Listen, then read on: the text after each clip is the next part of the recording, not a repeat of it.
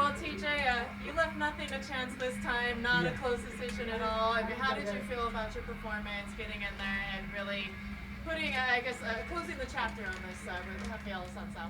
You know, I felt good. I was definitely confident going into the decision, but you always got that bad feeling in your gut when you're going to the judges. You know, I don't like to leave it in the hands of the judges, but Rafael's a tough guy. You know, I know he's a counter puncher. He throws big power, and I couldn't be overly aggressive and get careless. You know, so I had to fight him smart, looking for the finish. He could take a punch. You know, I hit him with a hard right head kick that I thought was going to put him out, but you know, he's a tough guy.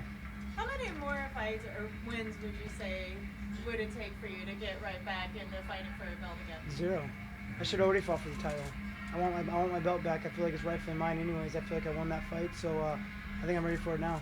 Was there any discussion at all about a rematch? Obviously, I mean, the paper fight right away, but you know. Yeah, there was definitely discussion. I went and met with the UFC, and they thought I won that fight, you know, and so I thought I had it on lock that I was going to get the rematch, but unfortunately it didn't go down that way. You know, it was Uriah's turn. They figured that, you know, his name carried him into a title fight, so you got to roll with the punches. I got to get a win back over a guy that I lost to 3 years ago that I felt another split decision that I shouldn't have had.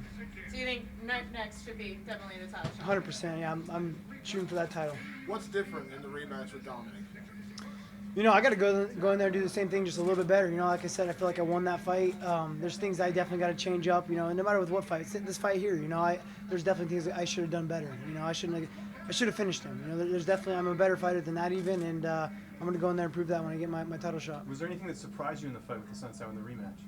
No, it's kind of expected. You know, he threw some kicks, threw some good kicks, some good spinning heel kicks and stuff. They were pretty fast, but we trained for all that. You know, I trained to counter his kicks and knew he's a counter fighter. I had to stay outside of his power and touch him up a little bit, you know, not go in there for the big punch.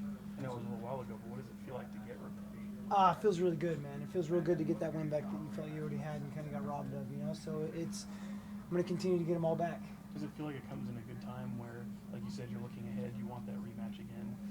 Yeah, I mean, I'm looking ahead now. I mean, I definitely wanted to during camp, but it was hard. You know, I had to make sure to focus on Rafael. You know, I wanted to think about fighting for that title, but I had to make sure to take one step at a time, really focus on Rafael, because if I looked past him, I would have lost this fight. Being a Sacramento guy, they're opening a brand new arena in October. Is that something you'd like to help christen right there? That'd be awesome, man. I mean, absolutely. I mean, it's very close to home. You know, Angels Camp's about an hour and a half from Sacramento, where I grew up, and so my whole hometown would be there. So it'd be awesome, yeah. It seems like if Dominick defends his title next, they'll be on that UFC Vancouver card. That's kind of, you know, I know they wanted to add a, you know, championship. His next title fight's gonna be in Vancouver, you think? Possibly. Well, then I'm gonna be in Vancouver. That's what I was gonna say. You know, well, I was gonna ask because you're supposed to fight in Montreal against Barao, and that didn't happen. Is fighting in Canada something you're pretty excited about? I fought in Montreal also against Issy Tamura when George St. Pierre fought Nick Diaz. So it's they're huge. I mean, they're huge fans up there. Canadians, they love their MMA, and you know, I get recognized more in Canada than anywhere else almost. So. Have you ever been to Vancouver before? I've never been to Vancouver, no. Awesome. TJ, can you talk about the evolution of your striking? I mean, you know, you gave so many different looks tonight, some different feints, and you had some like hand gestures, and you were giving different levels for the eyes. Was this all part of the plan and just part of the evolution of your striking? I guess I didn't even know I was doing it. I guess a couple people afterwards told me I was moving my hands around all crazy, and everyone loved it. But I was just kind of getting him to watch the hands, I guess, and kind of getting him to react off it, kind of seeing his reactions off of my feints and seeing what he plans on doing. And you did have a little bit less footwork. You were planning a little bit more. Was that part of the plan? It's hard to move a ton against him because he's so flat-footed and he wants me to come in hard, you know. So I had to stay at a distance that was safe as well as technical. You know, I wanted to, like I said, pull outside of his power. If I move too much, it's going to be kind of gone, you know. So I wanted to be close enough that I can get out away from his power and then return back on my punches. And how much do you feel like your striking has evolved? Because do you feel like you've peaked yet? Because you've learned so much from Dwayne. It seems like every fight you're giving us something a little bit different. Oh, Dwayne's always coming up with new stuff, you know. So I have so much more to grow. I mean, I don't think I'm ever going to peak. You know, I mean, at least that's my plan. I don't want to ever peak because I want to continue to grow as a fighter. I've been traveling the world, learning from new people as well. I went up to TriStar a little bit and went up there, learned from Faraz and George St. Pierre and all the guys up there. Muscle Farm's done everything they possibly can for us to have an awesome camp there. You know, I got Leister Bowling as my wrestling coach, Elliot Marshall's my jiu-jitsu coach. You know, and I'm growing in all aspects, not just my striking. I got to get better everywhere. You know. Is there plans to go back to TriStar, you know, for your next fight? Yeah, I'd love to keep. I want to travel to all the great minds of MMA and continue to learn. You know, I mean, that's what's not going to hold you back. You know, you got to continue to learn new things. What's something that training at TriStar helped you in this fight in particular, if you could point to one thing? You know, just new looks with guys my size, and then also, you know, Faraz kind of helping with the mental aspect of things, and just kind of seeing some of the best in the world, how they work out as well. You know, I mean, you got to take a little bit from everywhere you go. I mean, everyone's got something to teach. I don't care if you're from the bottom of the totem pole to the top, you know? Was he much different this time fighting him? I don't know. I mean, he did what I expected, I guess. You know, I mean, he was fast and powerful and had some good takedown defense, you know, but kind of what I expected. To pitch that shutout, did that go about as expected? The shutout? Yeah. Yeah, I mean, I was hoping to knock him out. But, yeah, I mean, I knew that I could win every round, absolutely. When you threw that right, you got him the first time, the second one dropped him. Did you think that first one was going to get him too, and what was different in that second one where he went down? Just the timing. You know, I kind of seen him winding up for his kicks, and the plan was to counter some kicks. He kind of loads up for big power kicks, and I was just kind of in the right place at the right time. Dominick's working tonight. Yeah. Fox does. So send him a message. You know, he's listeting right now. What's the message you send to Dominick Cruz? I've already been saying, man, I'm coming back for what's rightfully mine. You know, he knows I won that fight. I won that fight. You know, it's funny. After my fight, I went and watched the BJPin.com, like behind the scenes, like the cornerman. You know, going in.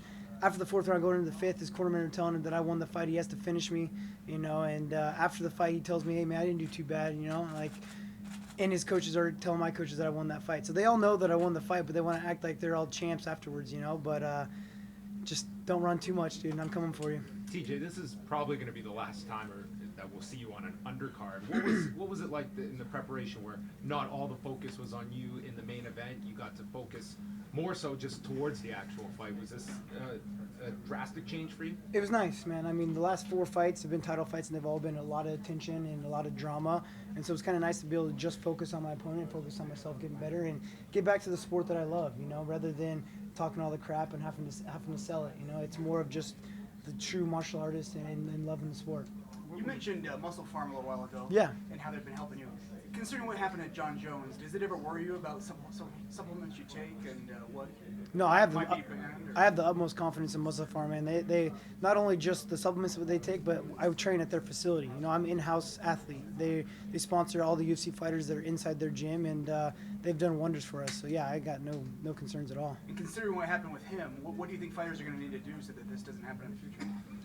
I don't know, man. I mean, take stuff you trust. I really don't know. I mean, I don't know the full story of it. I've been trying to stay out of it just because I've been focusing on my fight. I knew that they got in trouble with it, but I don't really know the details. In thinking of Dom, I mean, did you take much away from that Cruz Faber fight? You know, I kind of knew that's how the fight was going to go down. You know, I've obviously trained with Faber for a long time, and fighting Cruz and watching him, I knew his footwork was going to be a little bit too much, a little too fast for him, and that's how the fight I expected to go down. What type of threat would he pose to you? Who? Dom. I don't know.